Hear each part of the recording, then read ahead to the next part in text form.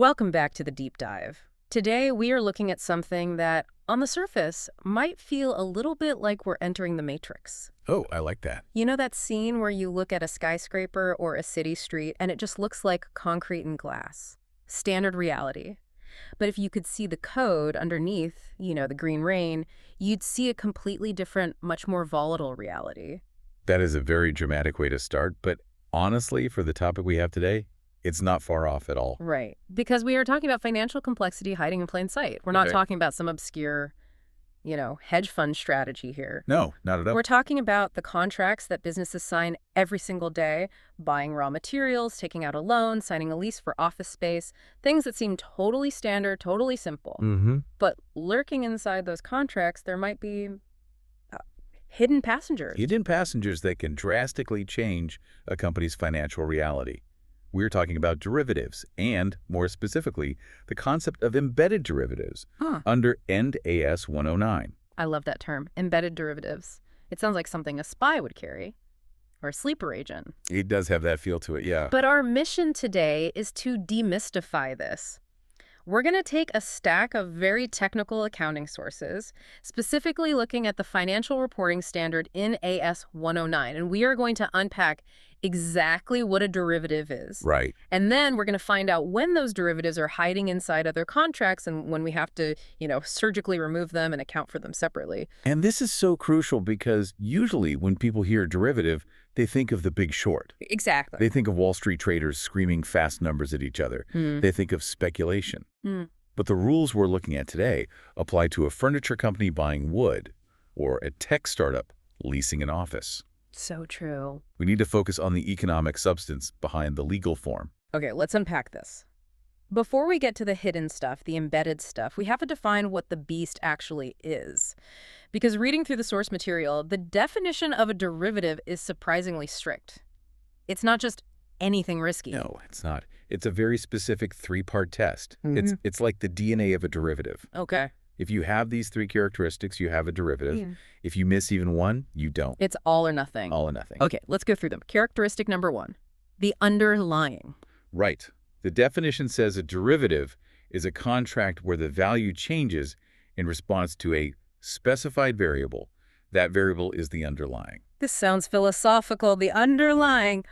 But in practice, this is just the thing we are betting on, right? The thing that moves. Essentially, yes, it's the moving part. Yeah. The usual suspects are things like interest rates, security prices, commodity prices like oil or gold, foreign exchange rates. So if I have a contract where the payout depends on the price of copper. The underlying is the price of copper. Yeah. Exactly. But here is where it gets fascinating. The standard includes a catch-all phrase, or other variable. It seems to open the door to everything. Right. But then it slams the door shut with a massive, very specific exception for non-financial variables. Okay, I saw this in the notes and I highlighted it because it feels like a riddle. This is the difference between betting on the weather and buying fire insurance, right? Precisely. And this is where the lawyers and the accountants usually get into a fistfight. I can imagine. The rule states that if the variable is non-financial, something physical or environmental, it cannot be specific to a party to the contract. Specific to a party. Let's drill into that because in the source text, they use the example of an earthquake. Yes. Let's imagine two scenarios involving an earthquake. Scenario A. You run a factory in a region prone to earthquakes. You are worried that if an earthquake hits, your machines will break, your walls will crack, and you'll lose money. Standard business risk. Makes sense. So you sign a contract that says, if an earthquake damages my factory, you pay me for the repairs. Okay, that is insurance. That's what I buy every year. Correct. The variable is damage to a specific asset owned by a specific party. That is specific. Therefore, it is not a derivative. It's an insurance contract governed by a totally different standard. Okay, now give me scenario B. Scenario B. You sign a contract that says, if the Richter scale at the local geological survey station hits 7.0 or higher, you pay me $10 million. Wait, it doesn't matter if my factory breaks. Doesn't matter at all. Your factory could be perfectly fine, or you could not even own a factory. You were just looking at the data point. The Richter scale reading is a general variable. I see. It applies to everyone in the region. It is not specific to you. So that contract, that's a derivative. That is a derivative. It is Okay. a financial bet on a geological event. That is such a subtle distinction. One is about your loss, the other is just about data. It's abstract. Exactly. And this applies to weather derivatives too. If you run a ski resort and you buy a contract that pays out if snowfall at the local airport is less than 5 inches, That's a derivative. it's a derivative. Because the airport isn't your property. It's a general index. So if I'm a CFO, why do I care? I mean, really, why does it matter if you call it insurance or a derivative? I still get paid if the bad thing happens. Oh, it matters immensely for your balance sheet. Okay. If it's insurance, you usually just expense the premiums you pay. Yeah. It's a steady, predictable cost.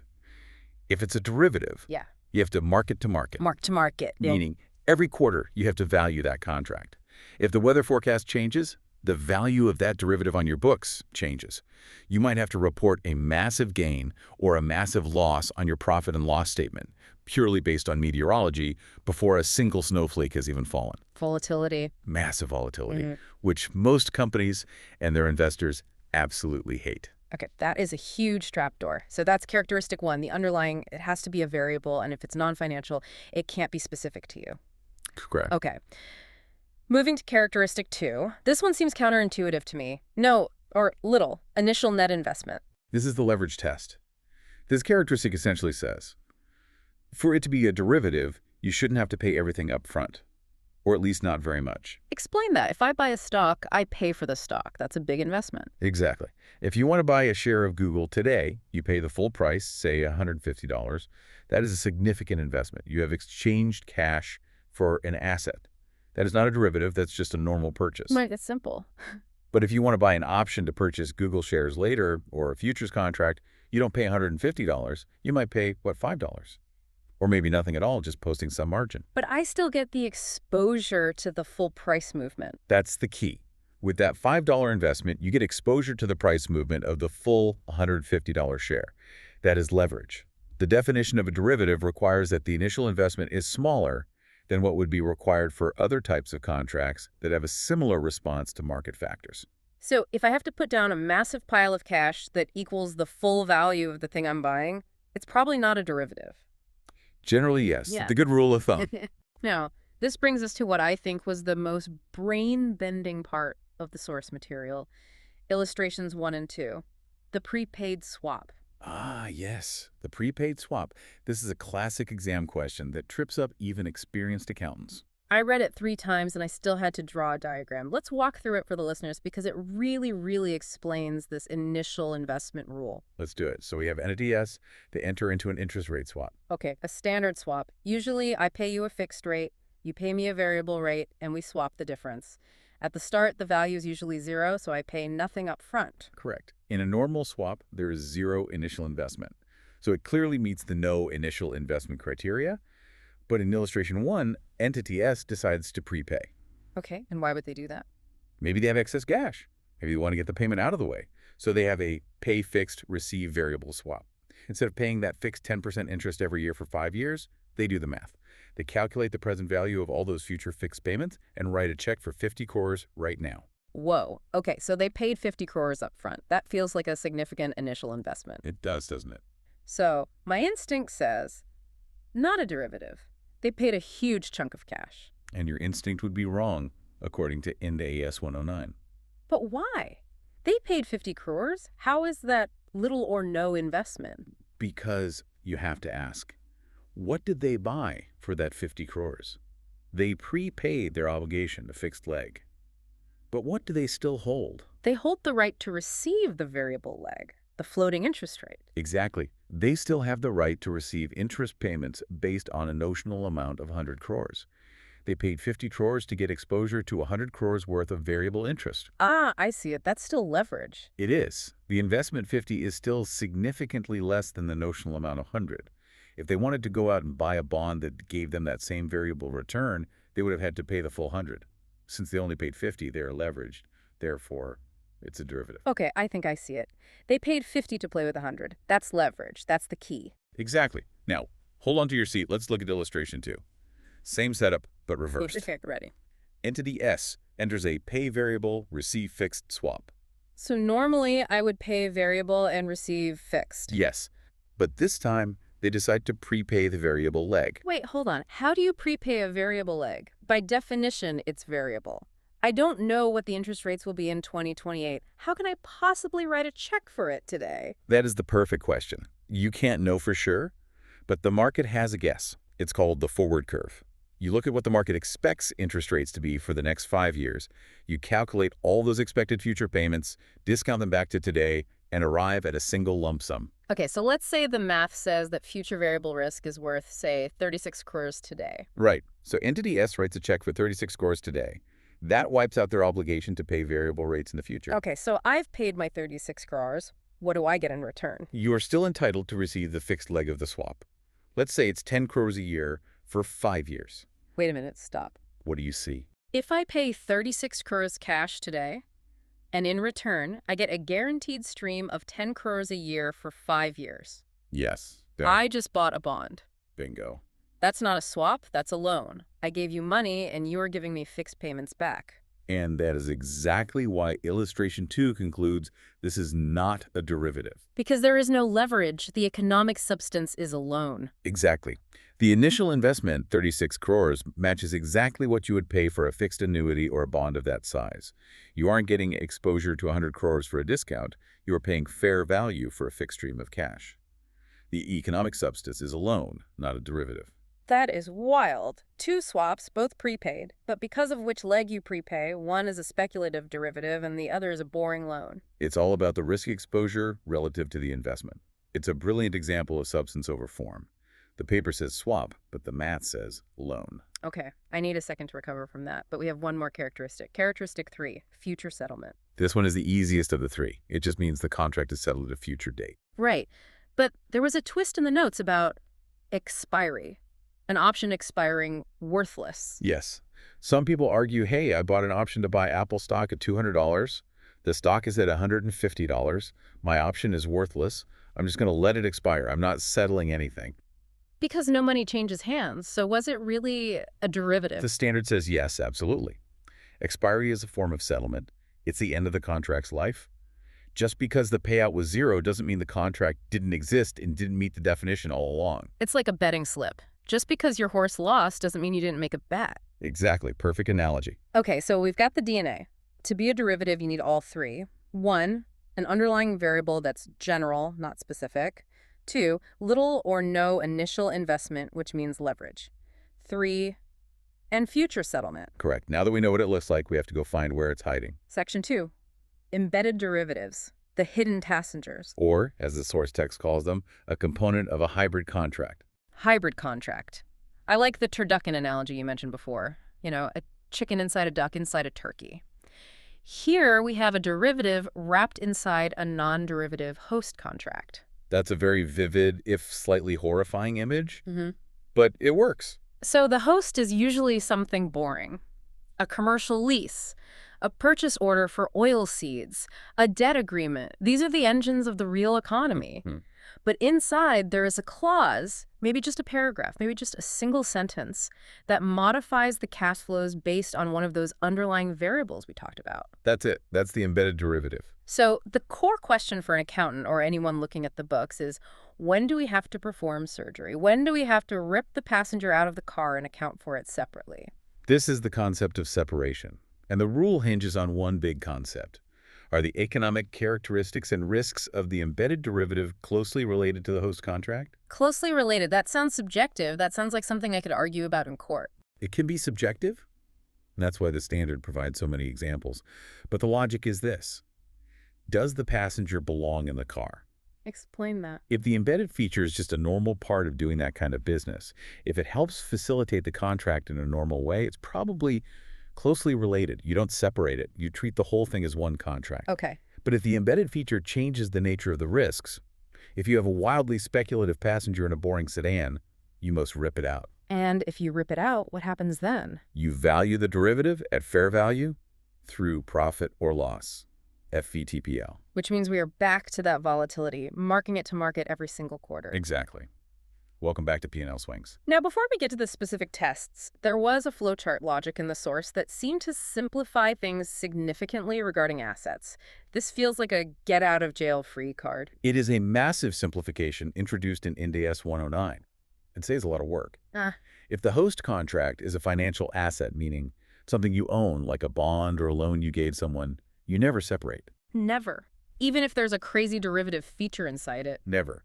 The standard says, don't bother with the surgery. If the host is an asset, just measure the entire hybrid contract at fair value or amortized cost based on its cash flow characteristics. You don't split it up. Okay, that saves a lot of headaches. So the splitting headache is reserved for. When the host is a financial liability, debt you owe, or a non-financial contract, like a lease or a purchase agreement. Okay, so if I owe money or I'm renting space, I need to put my surgeon's gloves on. That's right. Let's dive into the closely related test because the source material gives us some really specific real-world scenarios. Let's start with scenario A, leases. This is a classic. You sign a 10-year lease for a factory. That's a long time.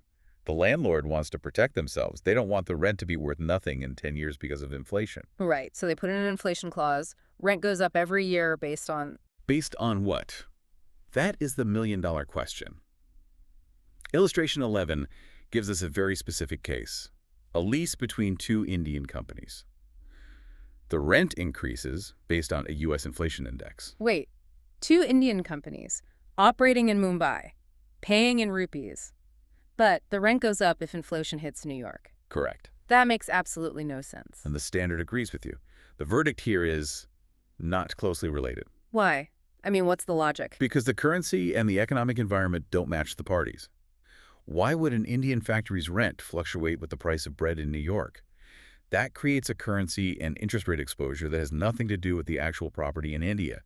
That clause is effectively a bet on the U.S. economy hidden inside an Indian lease. So it's an embedded derivative. Rip it out. Rip it out. Value at a fair value. Okay, but what if it was linked to the Indian CPI, the Consumer Price Index? Then it is closely related. Inflation is a natural part of a long-term lease in any economy. Landlords naturally want to hedge against purchasing power loss in their own environment. So Indian CPI in an Indian lease. That passenger belongs in the car. No separation needed. Got it. Now, illustration 12 threw a curveball. What if the rent is linked to the tenant's profit? I'll pay you more rent if my profit after tax is above $200 million. This is a really interesting one. I see this in retail sometimes. They call it percentage rent. Right. If I'm a store in a mall, I'd pay a base rent plus a percentage of my sales. Catch the difference. You said sales. Yeah. The illustration says profit. Is there a difference? It seems similar. A huge difference, according to the standard. If rent is based on sales, it's usually considered closely related. It's based on the volume of activity happening in the physical store. Makes sense. More customers, more sales, landlord gets a piece. But this example specifies profit after tax. Why does that one word profit change everything? Think about what profit depends on. It depends on sales, yes. Yeah. But it also depends on your tax rate, your interest payments on debt, your management salaries, your restructuring costs. It depends on how good my CEO is. Exactly. When a landlord links rent to profit, they are effectively taking an equity stake in the company. They are becoming a pseudo-shareholder. The risks of company profit are not closely related to the risks of leasing a building. That is a fascinating insight. So sales-based rent is just volume pricing for the space. But profit-based rent is hidden equity. Precisely. And because it's hidden equity, it's an embedded derivative. You have to separate it. Wow. Okay, let's move to scenario B, foreign currency and purchase contracts. This is something every importer and exporter deals with daily. Illustration 14 deals with buying oil seeds. But let's step back to the general rule first. If you are an Indian company buying goods, and the contract says you have to pay in U.S. dollars, is that a derivative? Well, let's run the test. Does the value change based on an underlying? Yes. The exchange rate. Is there future settlement? Yes, it looks like one. It does. But business can't function if every single cross-border invoice is a derivative. It would be chaos. So we have an exception for closely related currency. An embedded foreign currency derivative is considered closely related, meaning you don't separate it if it meets one of three conditions. Okay, let's run them down. Condition 1. Is it the functional currency of either party to the contract?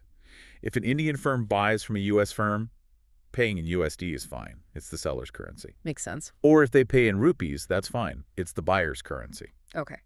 You have to pay in someone's money. Condition 2. Is it the currency the good is it routinely denominated in international commerce? The petrodollar rule? Exactly. Crude oil is priced in USD globally. So even if a German company buys oil from a Brazilian company. Neither of them uses dollars as their primary currency. Right. But if the contract is in USD, it's still closely related. Why? Because that's just how oil works. The market speaks dollars. You aren't speculating on the dollar. You're just participating in the global oil market. So no separation needed. And the third condition. Is it a commonly used currency in that economic environment? For example, in some hyperinflationary countries, everyone just uses dollars for everything, even if it's not the official currency. If that's the reality on the ground, the standard accepts it. Okay. But illustration 14 had a specific twist about net settlement that turned a simple purchase contract into a gambling instrument. Yes. This is where we leave the world of embedded derivatives and enter the world of, wait, this is just a derivative? The whole thing. Set the scene for us. Company Z imports oil seeds. They sign a contract to buy 100 tons at a fixed price, delivered in 6 months. Sounds like a standard forward contract for inventory. It should be exempt. It does. It falls under what's called the own use exemption. If you are buying stuff to grind it up and make oil, it's not a financial instrument. It's just a purchase order. But there's always a but. But the contract allows them to net settle, meaning when the delivery date arrives, Company Z can look at the market price. If the price has gone up, they can say to the supplier, don't bother sending me the seeds. Just send me a check for the cash difference between my contract price and the market price. So they don't actually take the seeds? No seeds, just a check. And crucially, the source notes that they have a past practice of doing this. They settle 30% of their contracts this way. That is the smoking gun. If you have a practice of net settlement, you are not buying raw materials for your factory. You are trading commodities. You are speculating on the price of oil seeds. So the accountant looks at this and says, what? They say, this fails the own use exemption. This contract is not a purchase order with an embedded derivative. The entire contract is a derivative from day one. The whole thing. The whole thing. It goes on the trading book. FVTPL, full stop. That is a massive distinction. So if I'm a manufacturer, but I'm effectively gambling on commodity prices on the side, the accountant says, I see what you're doing, and puts the whole thing on the trading book. Precisely. Intent and past practice matter. If you act like a trader, you get treated like a trader. Let's talk about something that hits close to home for anyone with a loan. Debt and prepayment options. This is section 4. This is one of the most common issues in corporate finance. The example in illustration 13 is perfect. So, entity PQR, great name, borrows money at a fixed rate of 12%. They have a bullet repayment at the end of 6 years. Okay, so they pay interest every year and then pay back the full principal at the end, a standard bond. But they have an option. They can prepay the loan early, but there's a catch a 3% penalty on the principal. Now, stop and think about what a prepayment option is. Why does a borrower want it? To get out of the debt if they find a better deal, if rates drop. Exactly. If interest rates in the market drop from 12% down to, say, 5%, that old loan is incredibly expensive. You want to kill it and refinance at 5%. So the option to prepay is basically a bet on interest rates falling. It is an embedded call option on the debt. And like any option, it has value. The question for the accountant is this option closely related to the debt? Or is it a separate derivative we need to rip out in value? How do we decide that? We have to apply the approximately equal test, or as I like to call it, the amortized cost versus exercise price showdown. Walk us through the math, because the source text gets very specific here. It does. You have to prepare two numbers. Number one is the exercise price. That's what you have to write a check for to exit the deal. In this case, it's the principal plus the 3% penalty. So if the loan is 100, you pay 103 to exit. Okay, 103. That's my cost to get out. Simple enough. Number two is the amortized cost of the loan at that time. Explain that simply. What is that? Think of amortized cost as the gravity of the loan on your books. It's the present value of all the remaining payments discounted at the original effective interest rate. It's what the loan is worth on the books if you just let it run its course. So in the example, they calculate this. And because the market rate at inception was 12%, but there were some transaction costs, the effective rate is slightly different and the math gets a little complex. Right. Let's not get bogged down in the decimals, but the calculation in the illustration shows the amortized cost is roughly 103.68. Okay, so the book value is 103.68. The exit price is 103. The difference is 0.68.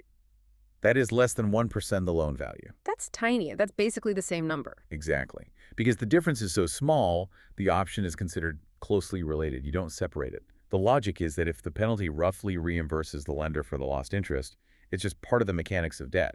It's not a speculative bet. But the text mentions a threshold, a policy. It does. It suggests management needs a policy. Yeah. In the example, they say their internal policy is if the difference is more than 2%, they would separate it. Since 0.7% is less than 2%, no separation. Okay, but imagine a different scenario. Imagine I took a loan at 12%, and I negotiated a prepayment option where I can pay it off at par at 100 no matter what, no penalty. A bar call. Very valuable for the borrower. And imagine interest rates drop to 2%. That loan is technically worth huge money to the bank because it's paying them this high interest rate. Its fair value might be 120 on their books, but I can kill it for 100. That is a massive gap. The exercise price, 100, is nowhere near the value of the loan, 120. In that case, that cheap prepayment option is a wildly variable derivative. You would absolutely have to separate it and value it. It's amazing how these tiny percentage points in a contract clause translate into massive accounting tasks. It reflects the economic reality. Yeah. A cheap prepayment option is a gift to the borrower. The accounting forces you to acknowledge and value that gift. Let's move to Section 5, the equity versus liability conundrum. This is where companies get into trouble with their own shares. This is the own equity rule. Generally, if a company issues its own shares, it's equity. It's not a liability, it's not a derivative, it's just ownership. But there's a trap. There's always a trap. The fixed for fixed rule. Catchy name. What does it mean? It is the golden rule of IND AS 32 and 109. To be classified as equity, a contract involving your own shares must be for equity. I will give you a fixed number of shares for a fixed amount of cash. 100 shares for $1,000. Equity. Done. Simple. But what if one side wobbles? What if one of those is variable? Then it almost always becomes a financial liability and potentially a derivative. Let's look at illustration 6, the gold contract. Silver Ltd., which is confusingly named, buys 100 ounces of gold, but they don't pay cash. They agree to issue a number of shares equal to the market value of that gold at a future date. So visualize the settlement day. The company looks at the price of gold. Let's say gold has skyrocketed. The company owes a lot of value. Right. To pay that value, they have to print and issue more shares. If gold has crashed, they issue fewer shares. So the number of shares is variable. Correct. Variable shares equals a liability. Even though they're paying with shares, they are effectively using their shares as a currency to settle a gold bet. This is classified as a derivative financial liability. And that means, what's the bottom line for the P&L? Fair value, through profit or loss. If the price of gold goes up between the deal date and settlement, the company has to take a loss on its P&L, even though no cash left the bank. Ouch! So even though I'm just diluting my existing shareholders, my income statement shows a loss. Yes, because you promised a fixed value, not a fixed slice of the pie. Contrast that with illustration 8, the warrant. But LTD issues warrants to its shareholders. A shareholder can pay 150 fixed cash to get one share, fixed share. Fix for fix. Result, equity instrument. You just record the premium received to equity when you issue it. You don't revalue it. You don't care if the share price goes to the moon. Why not? Because if the share price goes to the moon, the company doesn't lose anything. They just issue the one share they promised for the 150 they were promised. The new shareholder wins, the old shareholders get diluted a tiny bit, but the company as an entity hasn't lost any cash or value. Its net assets are unchanged. This seems like a critical distinction for any CFO structuring a deal.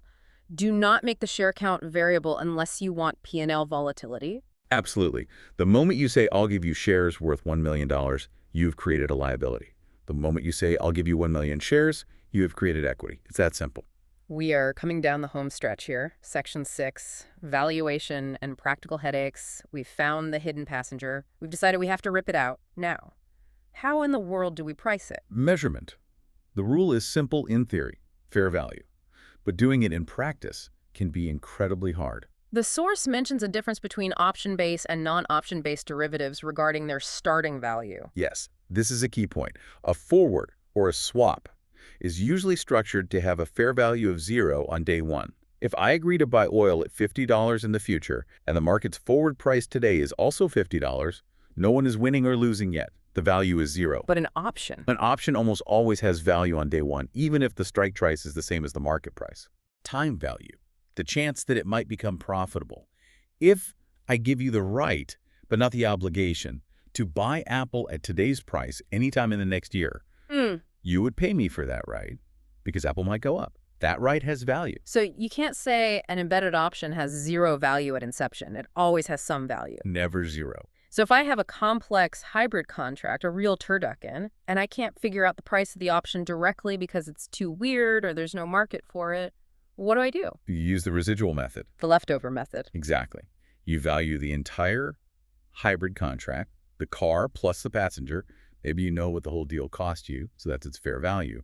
Then you calculate the value of the host contract alone, just the car, as if the option wasn't there. And the difference is the derivative. Fair value of the hybrid minus the fair value of the host equals the value of the embedded derivative. It's valuation by deduction. But what if I can't even do that? What if the whole thing is just a complete mess of complexity and I can't reliably value the host either? Then there is the nuclear option in the standard. Oh, I like the sound of that. If you are unable to measure the embedded part reliably, or if the separation is just too messy and impractical, you are allowed, and sometimes required, to designate the entire contract as FVTPL. Just throw the whole thing in the trading bucket, the whole car, not just the passenger. Yes. If you can't perform the surgery safely, you just treat the whole patient as volatile. That seems like a massive simplification, but also massive risk for earnings volatility. It is. But for listeners, the learners, this is the key takeaway. Accounting standards aren't just trying to make you do math. They're trying to force transparency. How so? If you sign a contract that exposes your company to gold prices, foreign currency swings, or interest rate speculation, the standard wants that risk on the dashboard. It wants it hitting the P&L. It doesn't want it hidden away in a footnote about raw material costs. It forces you to admit, we are taking a financial risk here. That is a powerful way to look at it. It's not bureaucracy, it's a warning light system. Exactly. That's the whole point. So let's wrap this up. What does this all mean for us? It means that when you look at a contract, you can't just read the words lease or loan at the top and move on. You have to put on your X-ray specs. You have to look for the underline. You have to ask, does the price change based on something that has nothing to do with this core transaction? And is there leverage? Are we betting on something without putting much skin in the game? It's been a deep dive into the DNA of financial instruments. We've covered the three characteristics: underlying, investment, settlement.